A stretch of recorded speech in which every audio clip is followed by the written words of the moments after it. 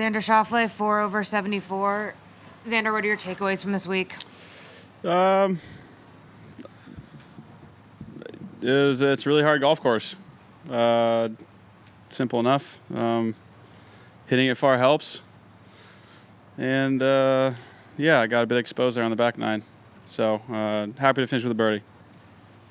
Xander, when you kind of look at your day, and I know you said you don't pay attention to what other people do, you have to focus on yourself, but at any point did you glance up at the leaderboard today? Yeah, I was looking at it all day. I was hanging tough there for a bit. That backside, that stretch hasn't been too kind to me this week. They're all into the wind. Kind of got to shape it off the tee. I wasn't hitting it great, and I was there for a little. Obviously, Bryson being at 600 now is just I didn't have enough holes and not enough game to get there. So I was looking at the board for a bit though. What are your thoughts on Bryson just in general and what he's done and transforming his body? Yeah, I mean, he's a man of his word. I said it last night. If there's anyone that I was worried about, it was him.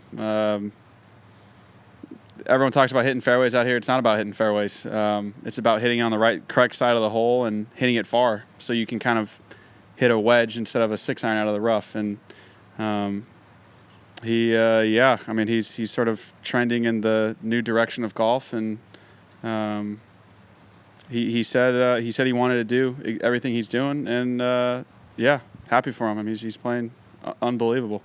We're going to take one from the WebEx. How does the challenge of a U.S. Open at a narrow venue like Winged Foot compare to a place like Royal Melbourne?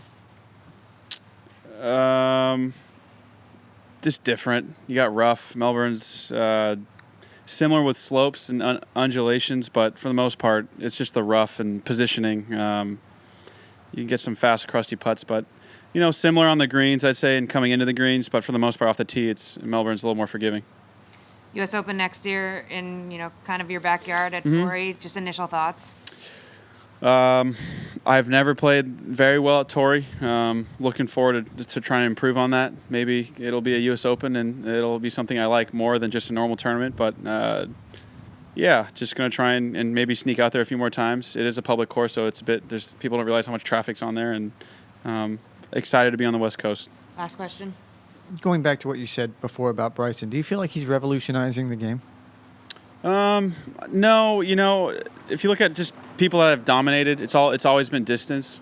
Obviously, Tiger had the mix of touch and feel and everything, but if you look back he was sort of the first guy to really hit it far with those clubs. Jack hit it really far as well. All the greats hit it pretty far for the most part. It's no longer sort of a touchy-feely game.